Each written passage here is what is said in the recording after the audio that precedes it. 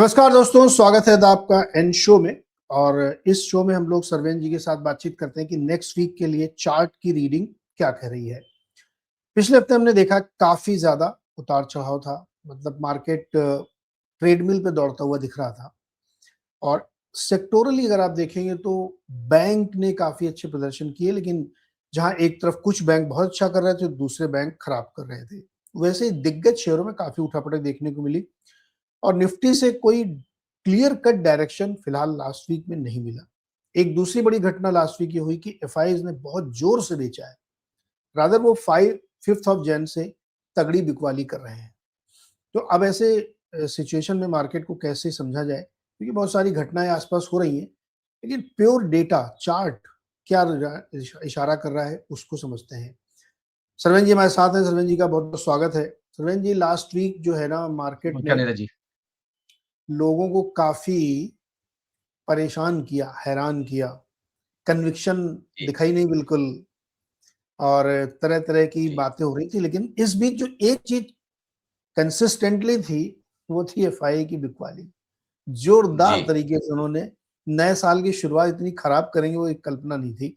5-5 हज़ार करोड़ की रोज़ बिकवाली करना बड़ी बात है। लेकिन हम लोग देखेंगे चार्ट। तो पहले एक छोटा-सा ओवरव्यू बताइए, कैसा लगा मार्केट लास्ट वीक का? देखिए यहाँ पे गया वीक तो बड़ा फ्लैटिश सा क्लोज आया, कुछ हुआ नहीं, ट्रंकेटेड वीक था। बॉम्बे बॉम्बे में तो पूरा इलेक्शन का माहौल था और हर आदमी उसी में भागा-दौड़ी कर रहा था और डिस्ट्रैक्शंस बहुत थे क्योंकि अगर आप बैठे हैं कहीं ऑफिस लेके कहीं बैठे हैं तो कोई ना कोई घंटी बजा रहा है, कोई ना कोई आ रहा है, कोई ना कोई मिलना चाह रहा है। तो आई थिंक गया हफ्ता तो यहाँ तो चुनावी सरगर्मियाँ थी और उसके वजह से आप देखिए एक दिन बाजार बंद भी था तो ट्रंकेटेड वीक था। बड़ा फ्लैटिश क्लोज है, मतलब कुछ आपने there is no net movement, आपका कुछ ज्यादा नेट मूवमेंट नहीं है। जहां खुले थे तकरीबन तकरीबन वहीं 25 700 के आसपास बंद हो गए। 25 700 पहले भी एक बहुत इंपॉर्टेंट रेंज बनी हुई थी। पहले 25 700 के लोज बने थे कुछ 12 10 11 हफ्तों में पिछले, उसमें 27 25 700 पे माफ करिएगा सपोर्ट आता था। तो आई थिंक उन्हीं एरियाज के आसपास स्ट्रगल कर रहा था और एक बार इंट्रा वीक गया 25 500 के नीचे गया, बट आई थिंक ब्रॉडली आके 25 700 के एरियाज में आके बंद हुआ है और यही इंपॉर्टेंट आई थिंक लेवल्स रहे लास्ट 10 12 हफ्तों में। अगर आप वीकली एक्सपायरीज भी देखेंगे तो कुछ बहुत नहीं हुआ। तो आज बहुत ज़्यादा कुछ कहने सुनने को नहीं रहेगा। ब्रॉडली पिक्चर वही रहेगी। मोटा-मोटी जो ओवरऑल लग रही है कि भाई जनवरी का महीना थोड़ा अलर्ट रहें, थोड़ा ड्राई पाउडर रखें और इस साल में मौके ज़रूर मुझे लगता है नीचे में आपको थोड़े और बेहतर प्राइसेज़ आपको लेने के लिए मिलेंगे। मैं हमेशा मानता हूँ कि अगर 100 की चीज़ आपने 90 में भी लिया और आपने अपने 10% बचाए, तो चलते वक़्त उसको 12% चलना पड़ेगा या 11 उसको चलते वक़्त 11% चलना पड़ेगा, तब जाके आपके पैसे रिकवर होते हैं। तो अगर आपने नीचे में थोड़े अपने पैसे बचा लिए हैं, तो वो भी आपका रिटर्न ही है। अगर आप एक प्योर लॉन्ग ओनली वाले भी हैं और अल्फा जनरेशन के लिए आप क्या करेंगे? थोड़ा कैश कंपोनेंट बनाएँगे और कोशिश करेंगे कि बेची हुई चीज़ थोड़ी-सी नीचे मिल जाए। अगर वो भी आप कर ले गए इस साल में और थोड़ा अल्फा जनरेट कर ले गए, तो आई थिंक हमारी मेहनत भी रंग लाएगी और थोड़ा मीनिंगफुल होगा। जो लोग उस तरह के सेटअप्स को कर पाएँगे अपने हिसाब से। तो ये जो निफ्टी अब दिख रहा है वीकली चार्ट पे, और आपने 2-3 लाइनें बनाई हैं, क्या जी। संकेत दे रहा है ये कि वो ऊपर की रेंज छोड़ दी है उसने अब? छोटा-सा जो एक सेटअप नीचे है, देखिए एक मैंने थोड़ा-सा एक रेड लाइन बना दी है उसको, क्योंकि वो खतरे की एक लाइन थी, छोटी-सी एक लाइन थी। आप देखिए जो सितंबर के महीने के लोज से अगर आप देखेंगे, एक छोटी-सी लाइन थी वीकली पे। गया वीक ही ने उस कैंडल को ब्रेक करके नीचे बंद किया था। तो मैं गए वीक से ही ये दिखा रहा हूँ कि भाई शॉर्ट टर्म में आपने एक सपोर्ट लाइन तोड़ दी है, एक सपोर्ट एरिया, एक जहाँ पे बुल्स का थोड़ा वर्चस्व था लास्ट 3-6 महीनों में, वो लाइन आपने नीचे में वॉयलेट कर दी है और वीकली का वो क्लोज उसके नीचे बंद आया है। तो टेक्निकल एनालिसिस जब आप करते हैं, इस तरह का जब सेटअप होता है, जब कोई एक सपोर्ट लाइन टूटती है, तो लाइन वो बुल्स की थी, लेकिन वो अब बुल्स उसको डिफेंड नहीं कर पाए, तो वो थोड़ी-सी रेड हो गया, इसका कलर चेंज हो गया, उस लाइन के आप नीचे आ चुके हैं। इसके लिए मैंने उसको रेड कर दिया है। तो मेरा थॉट यही है कि भई देखिए, शॉर्ट टर्म में ब्रेकडाउन्स तो हो गए हैं और अगर आप कैंडल फॉर्मेशन देखेंगे, सेटअप्स को देखेंगे, तो तकरीबन-तकरीबन आपको वही लगेगा जैसे कि सितंबर-अक्टूबर वाले टॉप में आपने 24 में बनाया था, तकरीबन-तकरीबन वैसे ही सेटअप है। इसलिए मैंने सर्कल मार्क करके रखा है कि देखिए अ, भाव वही आ रहा है। कविता में कभी-कभी वो जो भाव है वही आ रहा है कि एक एक छोटी-सी ग्रीन बार के बगल में एक बहुत बड़ी-सी एक रेड बार बन के ब्रेकडाउन आया था। उस समय भी एक छोटी-सी शॉर्ट टर्म की सपोर्ट लाइन टूटी थी, वो यहाँ बनी नहीं है, बट वो भी उस समय टूटी थी और उसके बाद आपने देखा कि बाजार ने फिर वो 26,000 से लेके तकरीबन 22,000 की जर्नी की, 21,500 जैसा 21,700 जैसा भी एक लो मारा वो टैरिफ वाले टाइम पे, बट एक 22,000 की 26 से 22,000 की मोटा-मोटी एक बाजार ने एक जर्नी कर ली थी, जो कि तकरीबन 17% के करीब आपका एक डाउनसाइड वहाँ पे बाजार में आ गया था। और वो भी 2024 भी इवन ईयर था। तो बट 2024 में एक एवरेज करेक्शन जो इवन ईयर का होता है, ओवरऑल अगर आप लास्ट 20-22 साइकिल देखेंगे तो एक एवरेज करेक्शन एक 25 से 30% का होता है। तो 22 में भी वो नहीं हुआ प्राइस करेक्शन, 24 में भी नहीं हुआ। तो थोड़ा यहाँ पे रिस्क जो है इस साल, जैसे मैंने लास्ट टाइम भी बोला कि रिस्क थोड़ा इस साल का और बढ़ जाता है। क्योंकि जब कोई चीज़ नहीं होती है, तो उसकी होने की संभावना बढ़ जाती है। ये भी एक तरह का वन लाइनर है, बट इसको जो समझेगा कि जो चीज़ होनी थी वो नहीं हुई, तो उसकी अब होने की संभावना बढ़ जाएगी, क्योंकि वो नहीं हुई है।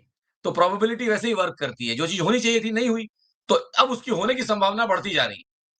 तो जैसे-जैसे आप टाइम निकालते जाएँगे, वो संभावनाएँ बढ़ती जा रही हैं मेरे हिसाब से, कि एक एवरेज इवन ईयर का 25 से 30% का करेक्शन निफ्टी में आ सकता है। बड़ी बात कह रहे हैं आप। और वैसे भी मार्केट जो है थका-थका सा लग रहा है, मतलब जैसे ना आपने हमने लास्ट वीक जब अपना शो रखा था उसका नाम ही था कि tired bull is equal to 2 times of bear. बिल्कुल। तो है ना, वो इसलिए रखा था कि बुल अगर थक गया है, वो चल ही नहीं रहा, तो दूसरी साइड तो हावी हो ही जाएगी, और जो नहीं जी। हो रहा है उसकी प्रोबेबिलिटी बढ़ जाती है। और हमने लास्ट वीक इसको देखा भी कि मार्केट चलने को तैयार नहीं है, जहां चलता है। क्या सेल ऑन राइज कहें क्या इसको, वन लाइनर? मार्केट तो सेल ऑन राइज 2024 से है। देखिए, एक मैजिशियन आपके साथ एक इल्यूजन करता है। कभी-कभी इंडेक्स आपके साथ वो इल्यूजन कर देता है, क्योंकि इंडेक्स का कंस्ट्रक्शन समझना ज़रूरी है। उसमें हेवी वेट्स होते हैं, उसमें लैगार्ड्स होते हैं, उसमें स्टॉक्स तो बहुत सारे होते हैं, लेकिन टॉप 10% या 20% स्टॉक्स में वेट होता है।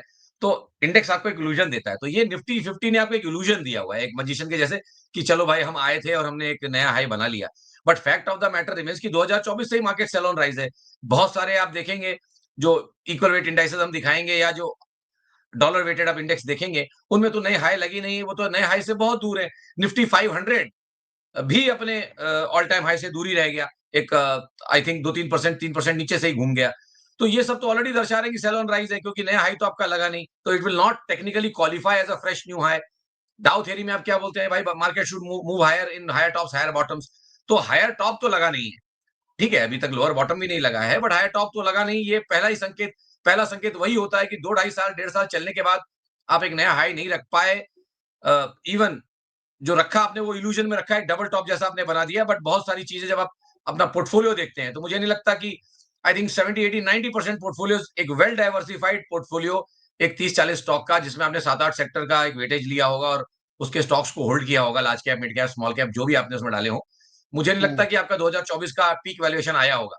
2024 का जब 26,300 हमने मारा और जो हमने अभी 26,300 मारा, इन दोनों में मुझे लगता है कि 80-90% पोर्टफोलियोज आर अंडर परफॉर्मिंग।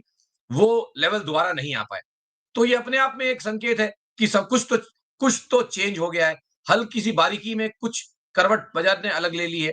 ये बहुत महीन ऑब्जर्वेशन है, बट जो करते हैं और जो बाजार में समय दे चुके हैं, उनको मालूम है कि ऐसा होने के बाद यूजुअली 10 में से 8-9 बार फिर बाजार करेक्ट ही करता है।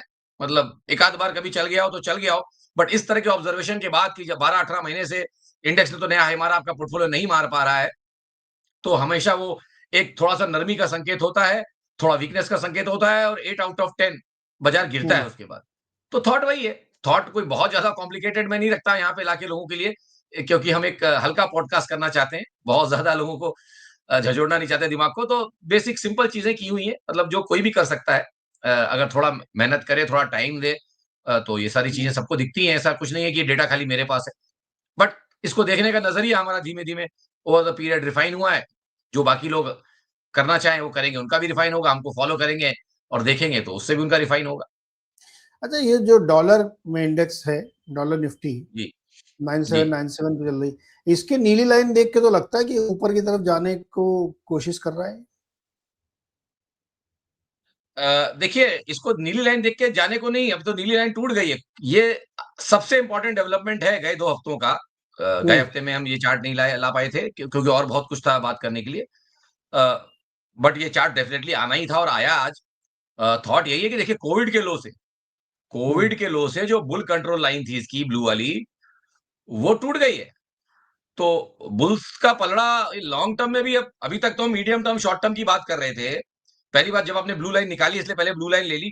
पहली बात तो आप देखिए कि मैंने इसमें लगाया है लोकेशन मैप का जो गोला रहता है, जो हल्का सा इलिप्टिकल बलून रहता है, वो मैंने लगाया है। देखिए 2021 का लेवल देखिए। पहला निफ्टी ने निफ्टी ने पहले नया हाई मारा और निफ्टी 50 ने ब्लू वाला बाद में नया हाई मारा। निफ्टी डॉलर ने 2022 में भी एक हल्का सा नया हाई रखा था, जो कि निफ्टी ने नहीं रखा 2022 में। यूक्रेन हाई में जो 2021 में जो यूक्रेन हाई लगा था अक्टूबर नवंबर वाला, उसमें जो निफ्टी ने हाई रखा था, डॉलर निफ्टी ने उसको निकाला था। तब तक वो बता रहा था कि और दमखम बाकी है, दोनों इंडाइसेस साथ में चल रहे थे, बैक टू बैक आसपास हाईज मार रहे थे, 150 पॉइंट का फर्क नहीं उतना पड़ता। बट देखिए वहां पे भी जब दोनों एवरेजेस ने एक साथ कंफर्म नहीं किया, तो भी आपको वहां पे एक 15 16 16 18% का आपको एक करेक्शन वहां वहां पे भी दिख गया था 2022 में भी, क्योंकि उस बार निफ्टी ने नया हाई नहीं मारा 22 में, और 22 के इवन ईयर में डॉलर निफ्टी ने नया हाई मारा जनवरी में, आई थिंक जनवरी फेब में हल्का सा मारा था 50-100 पॉइंट बस। वो सांकेतिक ही बहुत होता है। तो चार्ल्स डाउ साहब बोल गए थे कि एवरेजेस मस्ट कंफर्म, साथ में कहीं ना कहीं उनको कंफर्म करना पड़ता है। एक दूसरे के हाईस को नहीं कंफर्म किया, करेक्शन आ गया। इस बार तो भाई साहब गाड़ी कहीं पहुंची ही नहीं है। डॉलर निफ्टी की तो गाड़ी कहीं नहीं पहुंची है। 60% pull back, 62% pull back level पे रखड़ रहा है लास्ट 9 महीने से, और जा नहीं पा रहा उसके ऊपर। अब आप देखिए ब्लू ब्लू ब्लू हाई तो दोनों ने साथ में मारा, उसके बाद देखिए वो जो रेड वाला बलून मैंने दूसरा बनाया है, कहां रह गया? आसपास भी हाई के नहीं पहुंचा है। ये मेरे हिसाब से खतरे की घंटी है। और beauty lies in the eyes of the beholder. अगर आप एफआईआई हैं तो आपके लिए निफ्टी ने 2024 में हाई तो छोड़िए, डबल टॉप तो छोड़िए, कुछ भी नहीं। It is just in a week pull back. तो अगर आप ये चार्ट देख रहे हैं, देखिए इंडिया के 3 पिलर, 3 स्तंभ हैं यहाँ की इन्वेस्टिंग के, प्रमोटर, एफआईआई और इंडियन रिटेल, जो ज्यादातर म्यूचुअल फंड के थ्रू भी आया हुआ है और कुछ लोग खुद का भी करते हैं। यही 3 बड़े स्तंभ हैं, इन्हीं के बीच में लेवेज चल रही है। ठीक है, तो प्रमोटर जो 1/3 था उसका तीसरा हिस्सा, सपोज मोटा मोटी, तो वो तो सॉरी एफआईआई जो तीसरा हिस्सा थे, वो तो 2-2.5 साल से बेच ही रहे। वो तो 2-2.5 साल से रेगुलरली बेच रहे, 2 साल से रेगुलरली बेच रहे। इस साल क्या हुआ? इस साल मोटा मोटी अगर आप देखेंगे तो आई थिंक डीआईएस ने मान लिया है कुछ, टोटल मिला के 2 साल में आई थिंक 12-13 लाख करोड़ की बाइंग हुई है। और आई थिंक और मेरे ख्याल से एफआईआई ने उसका कुछ पार्ट बेचा है और कुछ पार्ट एफपीओ और प्रमोटर, जिसको लेंगे इनसाइडर या प्रमोटर या एफपीओ के थ्रू जो माल बिका है, तो आई थिंक वो भी एक सब्सटेंशियल चंक है। तो आई थिंक 2025 में अगर आप डेटा देखेंगे तो बहुत सारा माल ऐसा है जो एफआईआई डीआईएस के पास आया है, लेकिन वो एफआईआई का नहीं है। FII have sold far less. I think 3-4 lakh crore का माल ऐसा रहेगा जो बाकी बाकी स्ट्रॉन्ग हैंड्स ने भी बेचा है, इंक्लूडिंग प्रमोटर्स एंड जो बिग होल्डर्स, जिन्होंने जिन्होंने प्री आईपीओ माल लिया रहता है, एफपीओ में उन्होंने बेचा है। तो आई थिंक अब 2 हिस्से तो बेच रहे हैं, प्रमोटर वाला हिस्सा भी बिक रहा है और एफआईएस तो 2-2.5 साल से बेच ही रहा है। तो 25 में दोनों ने बेचा है, बचा है खाली इंडियन रिटेल जो ले रहा है। तो अब 2/3 हिस्सा तो आपके साथ नहीं है, मेरा मानना है 2/3 हिस्सा तो आपके साथ नहीं है। उनका मंशा थोड़ा बेचने का बना हुआ है। 1/3 रिटेल कितना बाजार संभाल पाएगा, इसका मुझे मुझे थोड़ा-सा इसमें लगता है कि मुश्किल है उनके लिए। तो इसीलिए ये चार्ट एकदम क्लियरली संकेत आपको दे रहा है कि जो इंग्लिश की कहावत है कि beauty lies in the eyes of the beholder, अगर आप ये देखते हैं तो आपको तेजी नहीं लगती है। आप निफ्टी देखते हैं डबल टॉप, तो आपको लगता है शायद ब्रेकआउट कर ले। तो उस शायद पे, होप पे दुनिया कायम है। बट ये चार्ट क्लियरली बता रहा है कि कोविड के बाद से जो एक लॉन्ग टर्म अप ट्रेंड थी डॉलर टर्म्स में निफ्टी की, वो ब्रीच हो चुकी है और नीचे के रुझान यहाँ पे मुझे लगता है बन सकते हैं और ये इंडेक्स अंडर परफॉर्म कर सकता है। इसलिए एफआईएस भी ये चार्ट देख रहे हैं, उनको मालूम है कि उनका टाइम भी खत्म हो रहा है। यहां से सेलिंग इंटेंसिफाई भी हो सकती है। अभी तो आराम से बेच रहे थे क्योंकि उनको मालूम था कि बुल मार्केट इंटैक्ट है। अब ये टूट चुकी है, तो एफआईएस की सेलिंग मुझे लगता है यहाँ से इंटेंसिफाई हो सकती है, क्योंकि ये सपोर्ट लाइन टूटी है उनकी। तो वो भी देख रहे होंगे, खाली ये चार्ट उनके लिए ही बना है, मेरे लिए थोड़ा ना बना है। मेरे आपके देखने का चार्ट नहीं है ये। वो भी देख रहे होंगे, तो उनको लगेगा कि भाई अब निकलो, अब तो सपोर्ट लाइन भी टूटी है, तो अब और जोर से निकलो। अगर 4000 बेच रहे थे तो 6000 बेचो, 8000 बेचो टाइप्स। तो आई थिंक अगर ये सब लोज टूटने लगे इसके पिछले वाले, अगर थोड़े से लोज और एक 10-12% ये गिरा, तो इसके पिछले वाला स्विंग लो भी टूट जाएगा। आई थिंक आपको सेलिंग डेफिनेटली यहाँ पे इंटेंसिफाई होती दिख सकती है। और आपके जो पीछे के इसमें जो लोज रहे हैं 8500 के आसपास, जो पिछला पिछला जो डबल टॉप था 8500 वाला, आई थिंक, और उसके थोड़ा सा हायर लो हमने 8800 पे हमने वो 2024 में जो एक लो रखा। आई थिंक 85 टू 8800 की रेंज यहाँ पे मुझे लगता है आ सकती है, सेलिंग इंटेंसिफाई हो सकती है। जो भी ये चार्ट देख रहा होगा उसको इसमें बेरिशनेस ही दिखेगी, इसमें बुलिशनेस दिखने का कोई मुझे यहाँ पे बुलिशनेस जैसा कोई स्कोप किसी के लिए भी 9 आउट ऑफ 10 पीपल ये चार्ट देख के मंदी ही बोलेंगे, तेजी नहीं बोल सकते। तो मुझे लगता है ये इंडेक्स में गिरावट। इनफैक्ट लास्ट जी 2 ईयर से नहीं और लंबे समय से भी देखें, लेकिन चलो 2 साल का ही लेते हैं। जी लास्ट 2 ईयर से दो पार्टी बेच रही है लगातार, एक ही पार्टी खरीद रही है।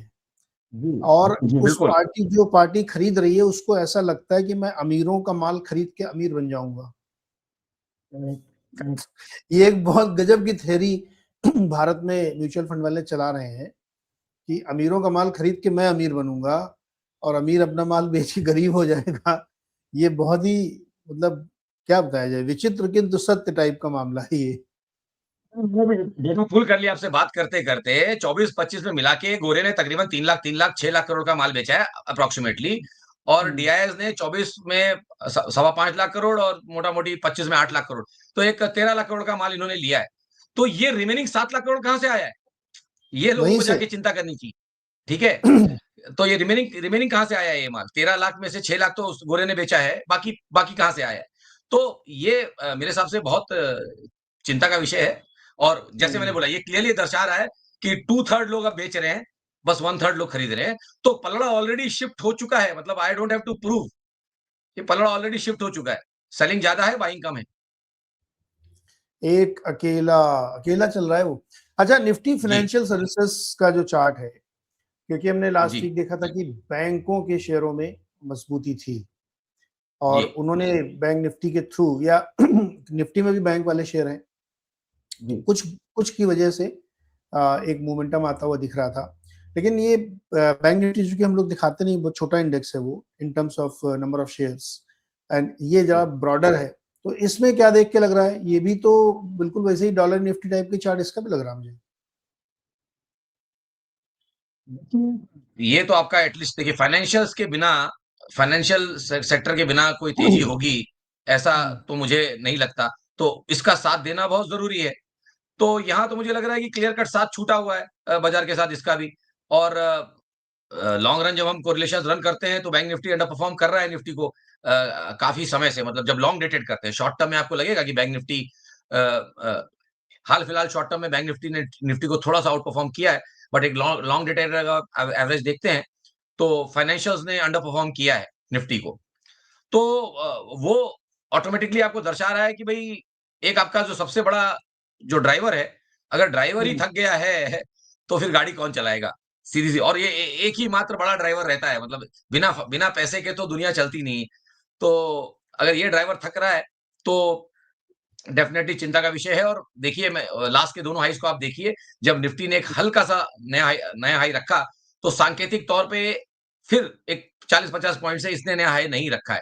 तो अगेन बात वही हो गई जो भी मैंने आपको डॉलेक्स में दिखाई थी कि इन 2021-22 वो हल्का सा दोनों में डिफरेंस रहा था, तो एक करेक्शन तो आ ही गया था क्योंकि एवरेजेस ने एक दूसरे को कंफर्म नहीं किया था।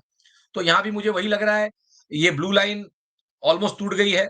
नीचे वाली जो बेयर्स जो बुल्स की कंट्रोल लाइन है वो टूट गई। अभी मैंने इसका कलर रेड नहीं किया है क्योंकि मैं इसको एक बेनिफिट ऑफ डाउट दे रहा हूं कि भाई अगर संभालना है तो अगले हफ्ते संभाल लो।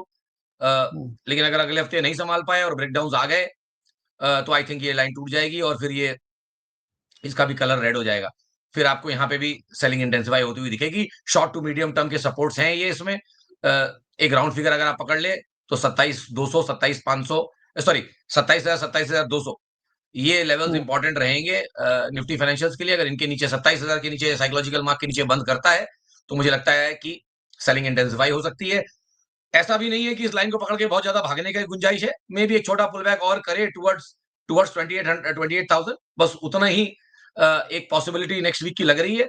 बट वो भी हम देखेंगे नेक्स्ट वीक की क्या हो रहा है। लग तो रहा है कि ये टूटेगा, चाहे इस हफ्ते मतलब आने वाले हफ्ते में या उसके अगले हफ्ते में। तो आई थिंक 10-12 दिन का खेल है यहाँ पे। और ये सपोर्ट लाइंस भी जब टूटेंगी तो जैसे मैंने बोला कि सेलिंग इंटेंसिफाई हो जाएगी, ऐसा मेरा मानना है।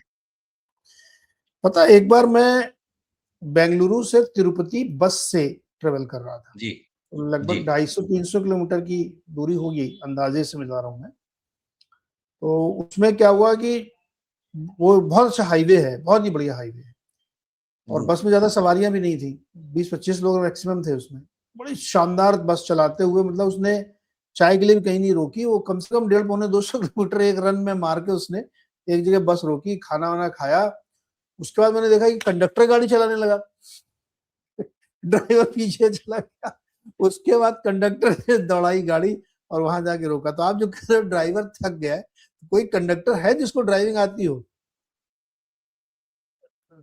यूजुअली एक एक बड़े बुल मार्केट में जब उसके इंटरनल स्ट्रक्चर्स चल रहे होते हैं, तो यस, एक आध ड्राइवर चेंज हो जाता है। कभी फाइनेंशियल्स ने जोर पकड़ लिया, कभी दूसरे किसी हेवीवेट ने, कभी आईटी ने पकड़ लिया। बट इस समय सब थके लग रहे हैं। आईटी भी थका लग रहा है। मेटल से उम्मीद थी, बहुत ज्यादा वेटेज नहीं है उसका, बट मेटल से उम्मीद थी कि थोड़ा ब्रेकआउट होगा, सस्टेन करेगा। वहां पे भी अब थोड़ा सा थकने जैसे संकेत आ रहे हैं। फाइनेंशियल जैसे मैंने बोला, आई थिंक 30 ओवरऑल फाइनेंशियल्स का भी वेट बहुत ज्यादा है, तो यहाँ पे भी थकान के सिग्नल्स दिख रहे हैं। और ऑटोज जो अभी तक लेके चल रहा था, वहां पे भी बहुत ज्यादा वेट नहीं है, बट ऑटोज भी जो अभी इकोनॉमी को एटलीस्ट आप मान के चलिए कि ऑटोज एक बड़ा बड़ा प्ले है, तो वहां पे भी हम्म, थोड़े से थकान के सिग्नल दिख रहे हैं। वो चाहे हम अगले हफ्ते वो सारे इंडाइसेस दिखाएंगे, बट थॉट यही लग रहा है कि वो ड्राइवर मुझे नहीं मिल रहा है ऑनेस्टली। और सबसे बड़ा ड्राइवर जो मेन, जो सबको लेके चलेगा साथ में, वो थक रहा है, फाइनेंशियल। तो फिर ये लगता है कि भाई अगर ये थक गया तो बाकी हम्म, लोग भी थक जाएंगे। मतलब बाकी लोगों में वो हिम्मत नहीं रहेगी कि वो इसके सामने कुछ करें। तो हर आदमी को अपना पैसा प्यारा होता है, और जो बड़े प्लेयर्स हैं उनको मालूम है।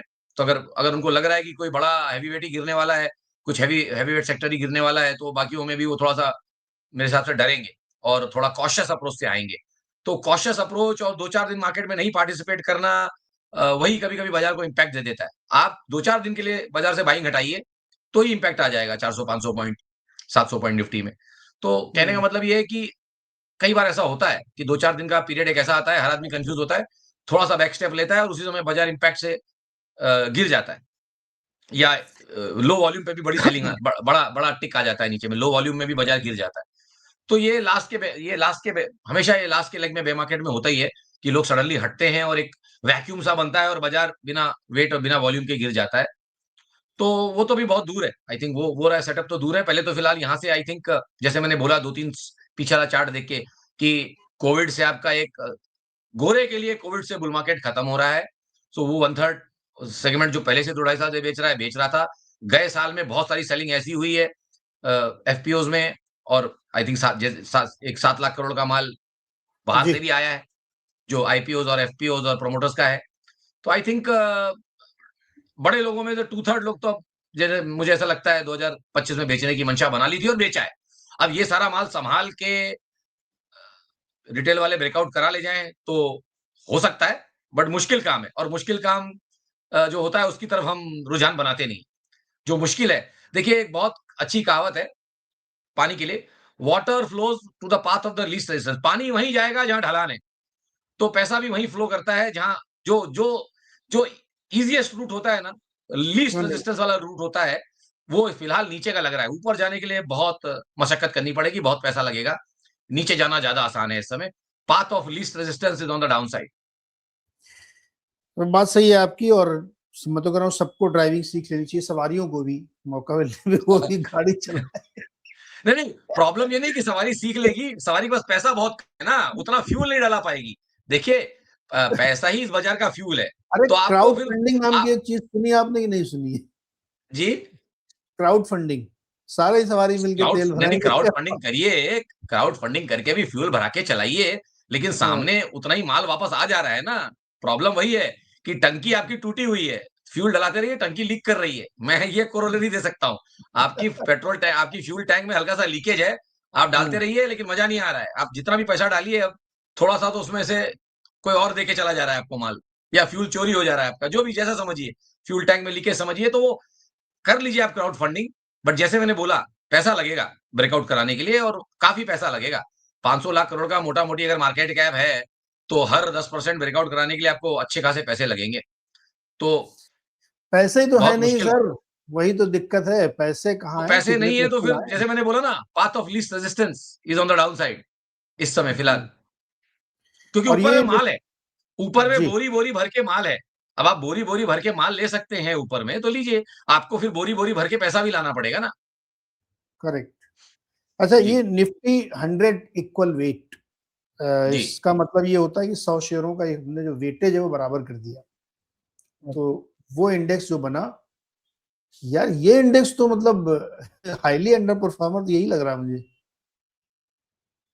तो यहाँ पे देखिए इंडिया की 100 बड़ी कंपनियां हैं और जब इनको इक्वल वेट कर दिया तो हमने वो कंस्ट्रक्ट में से वो बात हटा दी कि कुछ हैवी वेट्स इंडेक्स को कुछ थोड़ा एक कलर दूसरा दे सकते हैं, इल्यूशन।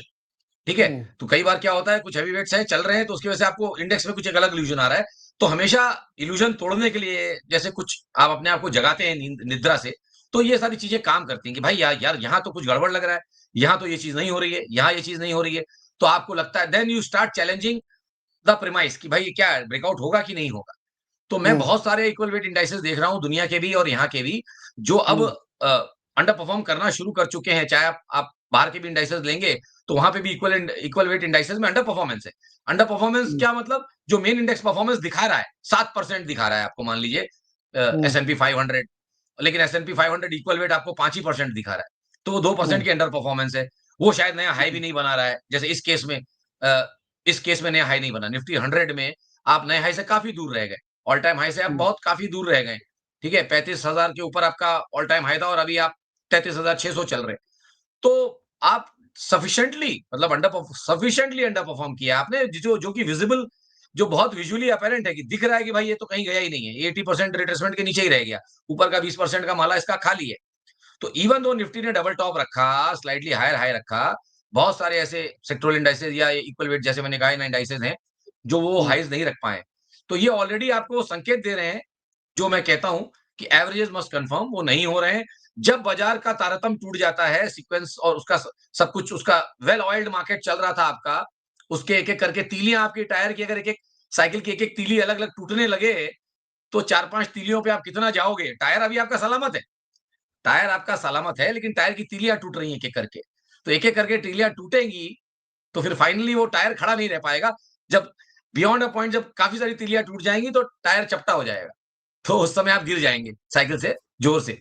तो वो ओके। वाला सिनेरियो इसको अच्छे से बता सकता है कि बहुत सारी तीलियाँ हैं इस मार्केट में, अब एक-एक तीली टूटने लगी है। तो थोड़े दिन बाद टायर पे लोड आ जाएगा। तो ये इस इंडेक्स को देख के या इवन निफ्टी को भी आप गौर से देखें, निफ्टी इक्वल वेट देखें, तो उसमें साफ दिखता है कि कुछ स्टॉक्स जो हैवी वेट हैं और उनके दम पे हम लोगों ने ये नया हाई बनाया, या जो भी तेजी होती है, या आप मतलब डेली देखो तो कोई एक बड़ा हैवी वेट चलता है तो इंडेक्स ऊपर जाता है, फिर अगले दिन वो नीचे आ जाता है तो कोई दूसरा आ जाता है, वही चार पांच लोग घूम घूम के अपना कार्यक्रम कर रहे हैं। तो equal weight is the real index, I think, कि जो आपको दिखाता है कि किस तरीके से पार्टिसिपेशन इस तेजी में होता हुआ दिख रहा है। अच्छा, ये ब्रेंट क्रूड ऑयल जी, ने एक बाउंस मारा, जी, 64 65, इवन 66 तक शायद चला गया था, 65 66 तक गया था। अभी भी 64 जी, डॉलर पे ट्रेड कर रहा है। क्रूड में कई सारी घटनाएं हुई, वेनेजुएला पे कब्जा कर लिया, फिर एक थ्योरी चलने लगी कि साहब क्रूड के दाम तो अब हमेशा नीचे ही रहेंगे, क्योंकि ओपेक का एक क्वासी बॉडी और बन जाएगी, ओपेक 2, क्रूड बढ़ने नहीं देंगे, ये नहीं होगा वो नहीं होगा। लेकिन इस बीच ईरान में थोड़ा सा तनाव होने की वजह से क्रूड ने 64 डॉलर का मारा। आपकी रीडिंग बन रही चार्ट को देख करके कि क्रूड में बड़ी तेजी आगे संकेत दे रही है, या यहाँ से फिजल आउट? देखिए, खाली समझ के तौर पे अगर आप समझें, अगर मैं ओपेक हूँ या मैं ओपेक 2 हूँ और मैं ही किसी भी एक पर्टिकुलर कमोडिटी का सबसे बड़ा प्लेयर हूँ, तो मैं हम्म। सस्ता क्यों मैं और मुझे मालूम है कि ये कमोडिटी अनलिमिटेड नहीं है, धीमे-धीमे खत्म हो रही है, सो कॉल्ड, तो मैं हम्म। उसको सस्ता क्यों बेचना चाहूँगा पहली बात। सस्ता किसी कारणों से चल रहा है, डिप्रेस चल रहा है, क्योंकि कहीं न कहीं ग्लोबली कुछ न कुछ प्रॉब्लम चल रहे हैं, कुछ वॉर चल रहे हैं, सब कुछ चल रहा है और लोगों को लग रहा है कि भाई डिमांड नहीं रहेगी, कहीं न कहीं सेंटिमेंट खराब है। तो ये सेंटिमेंट का अच्छा उदाहरण है कि कहीं उस वजह से ये अभी तक नहीं चल पाया है, ठीक है? बट कहीं जैसे मैं हमेशा बोला हूँ कि 2008 के 2 ही 3 एसेट क्लासेस बड़े-बड़े ऐसे हैं, अब कुछ सॉफ्ट कमोडिटीज़ रह गई हैं बची हुई। सिल्वर था आज से 6-8 महीने पहले तक, बट सिल्वर ने वो 2008 का हाई निकाल के शानदार रैली कर ली है। अब ये एक बड़ा energies is such a big market, जो हम्म। सबको सबको असर, ये ऐसी एक चीज़ है कि हर इंसान जो इस पृथ्वी पे है, उसको ये एनर्जी उसको चाहिए। एनर्जी मार्केट्स सबको डायरेक्टली टच करते हैं, इनडायरेक्टली भी नहीं, डायरेक्टली यू आर यूज़र। तो चाहे आप लकड़ी जला रहे हैं, चाहे आप कोयला जला रहे हैं, चाहे आप तेल जला रहे हैं, चाहे आप जो भी कर रहे हैं, आपको एनर्जी तो चाहिए। तो ये एक एसेट क्लास है जो बहुत दिन से नहीं चल पा रहा है, 2008 के हाईज़ के बाहर नहीं जा पाया, यूक्रेन हाई में भी गया तो उसी को डबल टॉप बना के आया। तो ये भी अभी भी एक अंडर परफॉर्मिंग एसेट है, इसको एसेट के जैसे देखिए, तब आपको समझ में आएगा। एक अंडर परफॉर्मिंग एसेट है, अब जब बाकी सब चीज़ें आपके बुक में बढ़ चुकी हैं, अब अगर एलोकेशन आएगा, मतलब अगर आपका गोल्ड बढ़ गया, आपका सोना आपका सिल्वर बढ़ गया, आपके इक्विटीज़ बढ़ गए, उनके वेट आपके एलोकेशन में बढ़ चुके हैं ऑलरेडी आपके पोर्टफोलियो में, you have to go hmm, back and reconstruct. तो 100 में आप अगर रिकंस्ट्रक्ट करेंगे, तो जो चीज़ ज़्यादा चली हुई है वो बिकेगी और जो चीज़ नहीं चली है, उसमें पैसा और जाएगा, बिकॉज़ ये चली नहीं है, ये परफॉर्म नहीं की है। इसका अगर वेटेज 10 था तो इसके लिए मुझे थोड़ा-सा और लेना पड़ेगा क्योंकि मेरा पोर्टफोलियो 100 का 200 हो चुका है, तो इसमें मुझे एक्स्ट्रा ₹10 डालने पड़ेंगे, तब जाके ये ₹20 होगा। तो आई थिंक एक वो एंगल है और दूसरा ये एंगल है कि ये बहुत सालों से ये 60 के नीचे नहीं गया है। कुछ भी न बैड न्यूज़ आई है, ब्रेंट डब्ल्यूटीआई हम इसलिए नहीं लेके आए क्योंकि वो 0 के नीचे गया था, उसका चार्ट बनता नहीं ठीक से, खराब है। तो ब्रेंट हुँ, आप देखिए, तो 2021 के स्टार्ट से ऑलमोस्ट और 2020 के एंड में जो 21 के जस्ट स्टार्ट में जो 60 के ऊपर निकला, तो आज तक 60 के नीचे गया नहीं है। कितने भी खराब न्यूज़ आ जाएँ, 60 के नीचे आके उसने मंथली में बंद नहीं किया। ये मंथली चार्ट है, ये आपको एक लॉन्ग डेटेड चार्ट दिखा देता है, तो आपके जो छोटे-मोटे इंट्रा मंथ व्हिपसॉस होते हैं या कभी-कभी ऊपर-नीचे होता है, वो इसमें से निकल जाता है और क्लोजिंग बेसिस पे जब आप इसको देखते हैं, तो आप देखते हैं 60 के नीचे इसने बंद कभी ज़्यादा किया नहीं और हो हुँ, गए अब 4 साल। तो और अब जो पीछे दिख रहा है 2 ग्रीन एरोज़ वो ऑलमोस्ट एक डबल बॉटम जैसा मुझे लग रहा है। मैं खाली इस मंथ के ग्रीन कैंडल का वेट कर रहा हूँ, कि अगर ये मंथ ग्रीन होता है कि नहीं, आई थिंक वही एक बड़ा बड़ा चैलेंज है, तो उसमें अभी और 13-14 दिन बाकी हैं।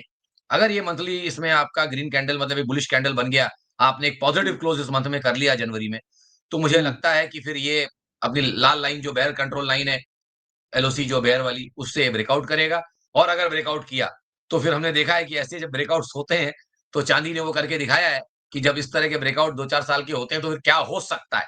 ये क्या करेगा वो बात की बात है, बट वो ब्रेकआउट होगा तो डेफिनिटली ये चलेगा और अगर मैं इसको खाली 60 से 120 की भी रेंज पकड़ूँ, तो mid point of the range भी आपकी करीब 90 के आस-पास आएगी और वो 88 हुँ, का लेवल था इसका 2018-19 का हाई जो था, 18 का 19 का जो हाई था, वो भी 88 के आस-पास था। तो आई थिंक 88-90 जैसा ब्रेंट में क्रूड में 30, 40, 50% का अपसाइड कितने लोग अपने फंडामेंटल मैक्रोस में प्राइसिंग कर रहे हैं, मुझे नहीं मालूम। शायद यही आपका मंदी का लोग पूछते हैं ना कि ट्रिगर क्या है, ट्रिगर क्या है, ट्रिगर क्या है? आई हुँ। थिंक मुझे जो दिख रहा है, यही एक वो ट्रिगर है, जो आपको मंदी दे सकता है। 50% क्रूड का भाव बढ़ना आई थिंक अच्छी बात नहीं होगी ग्लोबल मार्केट्स के लिए। करेक्ट 60 से 75 भी चला गया तो बहुत बड़ी बात हो जाएगी, इसलिए क्रूड को भी आप लोग थोड़ा-सा ध्यान में रखें।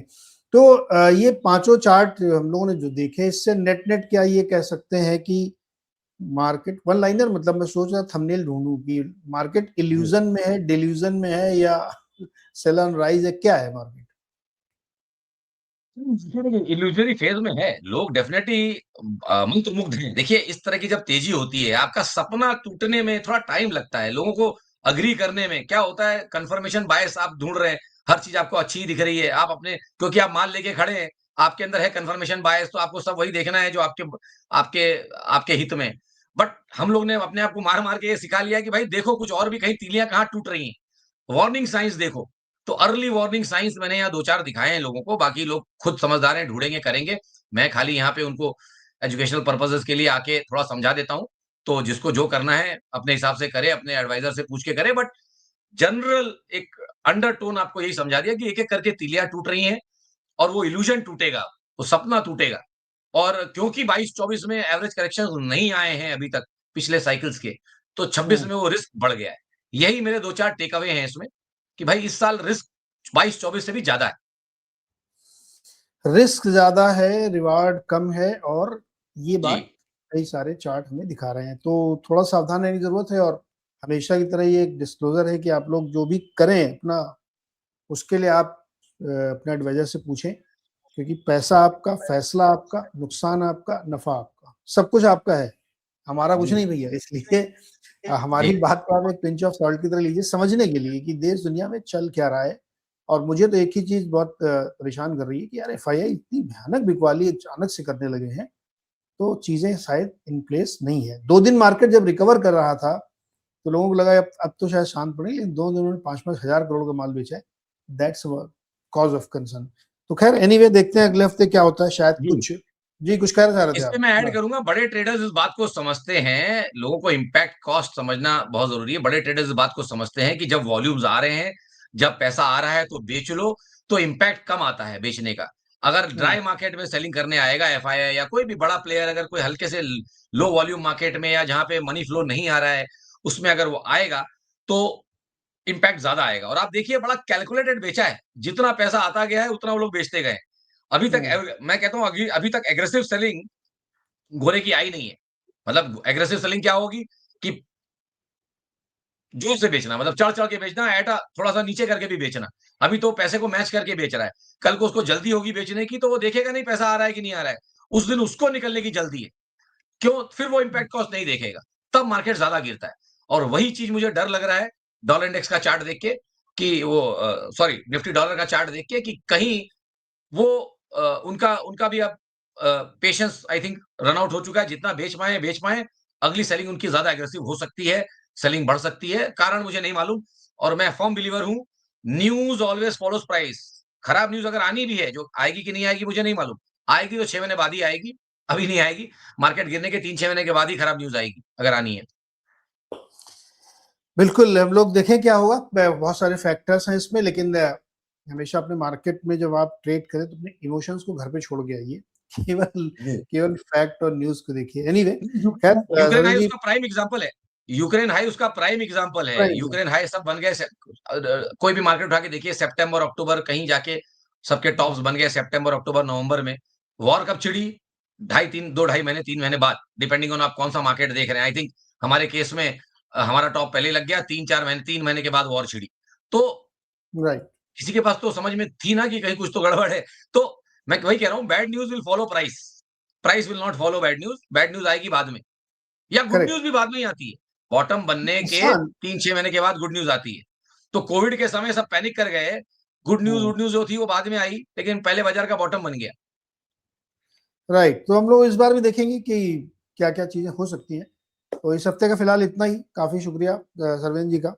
और अपने जी, धन्यवाद। अपने-अपने हिसाब से अपने-अपने आप ट्रेड करिए। अगले हफ्ते देखते हैं क्या बदलाव होता है, कोई चेंज होता है कि नहीं होता है। तब तक के लिए बहुत-बहुत शुक्रिया। चैनल को लाइक, शेयर एंड सब्सक्राइब ज़रूर कर लीजिएगा।